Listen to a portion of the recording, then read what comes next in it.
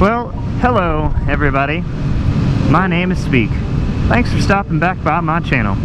I really appreciate it. I hope that you all had a wonderful 4th holiday. I am actually recording this video on the 4th. I'm not sure when I will have time to post it. Might be on my regular scheduled day of Saturday. It might not come out until the following week. What I wanted to look at today was just like a quick overview of the mods that I've done to my bike so far. I had a couple people ask. I didn't really do much in the reveal video as far as details on what's been done to it and, you know, stuff like that. So I thought that we'd find a creepy parking lot in the corner somewhere and we can have a chat.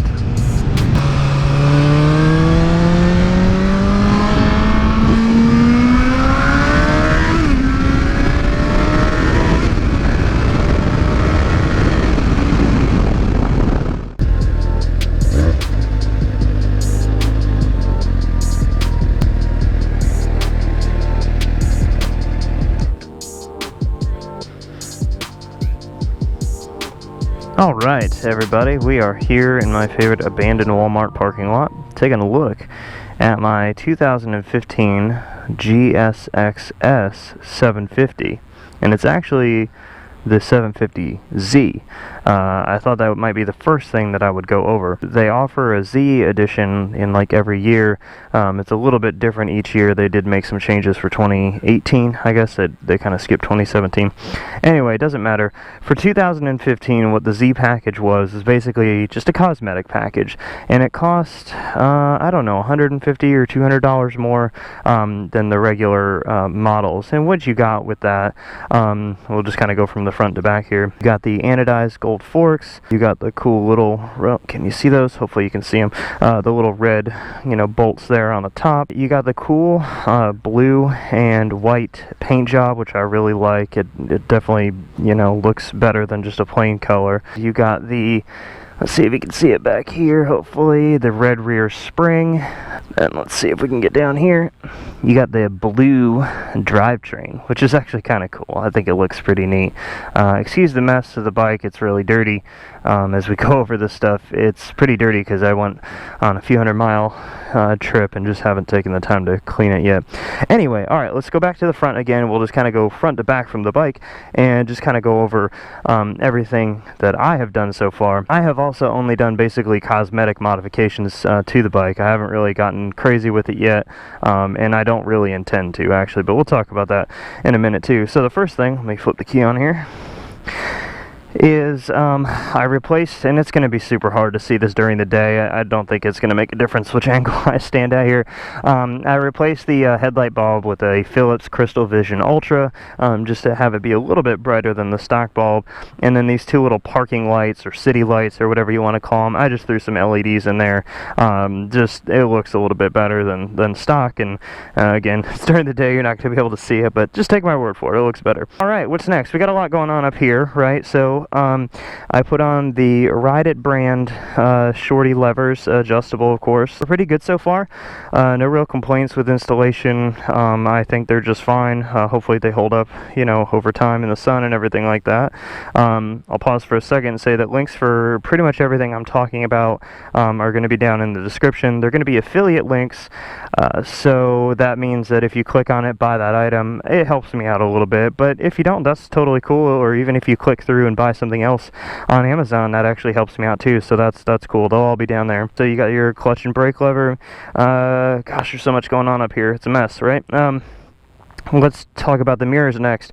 I went with some just cheap bar-end mirrors, at least for the time being. I would love to get some maybe Rizomas or CRGs at some point, you know, later on, but, you know, $150 a mirror is a little much for me, so I think these were about, I don't know, 20 bucks or whatever.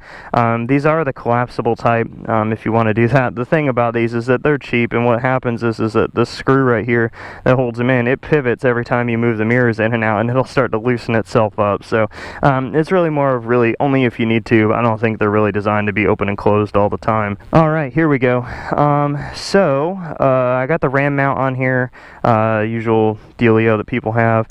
What I did is for the time being at least, I just put a cigarette lighter adapter on here. I have it running and following a stock harness over to the battery in case I need to charge my phone. I'm not thrilled with this really long, I think this is the 2-inch arm or something like that. I had it on my other bike, and you know, it was fine, but I just don't know that it fits this bike as well, so I'm just using it for now. I haven't wanted to order anything else for right now. Spend enough money anyway, right? So yeah, and then you get cigarette lighter adapter. Next, I just have the super cheap little wrist rest, or whatever you want to call it, palm rest, you know, whatever term you want to use for it. Good luck, awesome, whatever. So that's that. That's very helpful though out on the highways and stuff like that. You can flip it up nice and just kind of rest your palm there.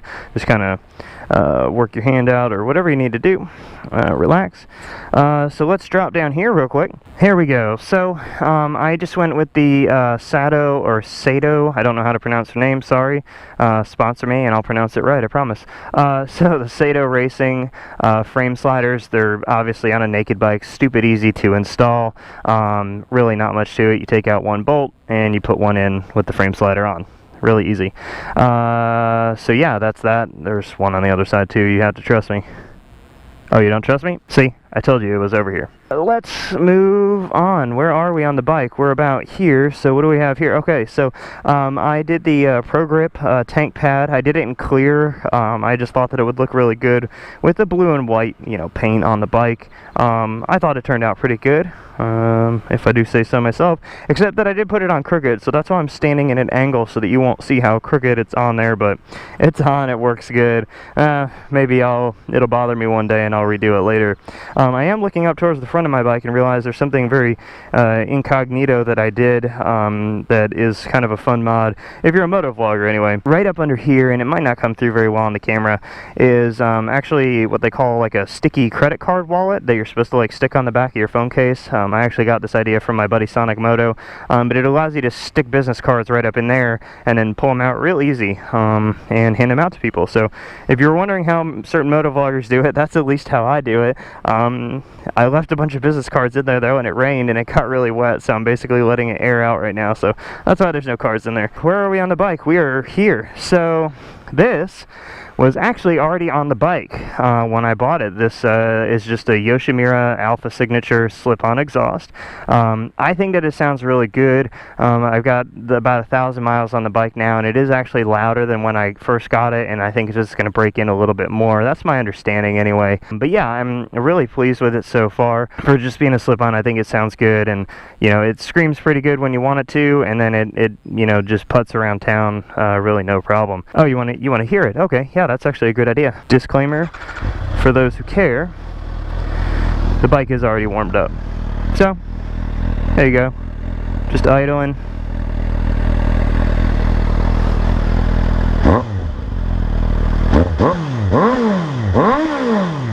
Yeah, so, not bad, right? And, alright, we were kind of swinging around to the back here. Alright, back here on the tail, I did the usual tail tidy mod. The way that I did it is I actually ended up buying a universal bracket. One of the guys at the dealer actually has the same bike, and he was like, hey, you know, yeah, you can go spend $100 on like the Yoshimura fender eliminator or whatever, but, and they do look nice. My buddy has one, but, you know, here's one for $20, and it's basically just a piece of metal. So it bolted right in, super easy, used the stock turn signals and stuff. And then what I did, it's kind of hard to see up under here, is a nice little LED light. I won't even bother to turn it on right now. You're not going to be able to see it during the day anyway, but nice little LED light there, shines real bright. You can actually see it real well from the back of the bike, even further back, so that just kind of helps with safety and stuff like that. Another safety item that I have, again, it's daytime, I can't really show you right now, I don't think, not very easily anyway, is a modulator in the brake light, and what that does is that it'll blink 4 times fast, 4 times slow and then stay on steady the whole time. And with this having an LED taillight, it works really well, actually, you know, for just alerting people to me stopping. These bikes, you know, I feel like they engine brake really hard, so I usually try to at least tap my rear brake to, you know, alert people that I'm slowing down, because sometimes you just run up on people, and I'm not trying to have that. That's almost it, I think. Oh, one more thing. So, I also went with the Sato Racing, I'm sorry, we'll get that right one of these days, swing arm spools. There's one on the other side, I promise. Okay, I know you don't believe me. Okay, gosh, alright, here we go. Boom, there it is, and that's the other one, so there you go, you get them in a pair. Amazing. Anyway, these will help for using the rear stand and stuff, trying to do maintenance on the chain in the rear of the bike, and, you know, just other things like that. So, folks, that is it for the mods on my 2015 GSX-S750Z. I was trying to throw a few more letters of the alphabet in there, but I couldn't think of any, so there you go. As far as the future goes for this bike, I am just so thrilled with it that I kind of like it how it is. I did all these mods kind of right away after buying it and just got it really nice and how I wanted it. So I'm probably going to do a little windscreen though at some point, just to help with the highway and, you know, wind and stuff like that. What else am I going to do? I might do the servo delete for the exhaust. It's a little servo that opens and closes depending on your throttle position and, you know, all that kind of stuff, RPMs and everything like that. So I might, you know, delete that, leave it open all the time. That might be kind of cool. And yeah, other than that, I'm just going to ride it and enjoy it. I think another video is going to be just kind of like my overview and thoughts on the bike of ownership after the first, you know, couple thousand miles. Just need some more time to kind of gather my thoughts on that and some pros and cons that I see. But yeah, that'll be fun too. So anyway, I hope that you guys enjoyed this video. Again, links for everything. I'll do my best to put everything down in the description. And of course, if you have any questions, just ask me. I love talking with you guys in the comments, answering questions that you guys might have. Learning some more about you, kind of, you know, getting a relationship with you guys. That's really cool. I love that interaction. Anyway, that's gonna wrap up the video today. I'm gonna go ride around, enjoy my 4th. I hope that you guys enjoyed your 4th, and I will see you again soon.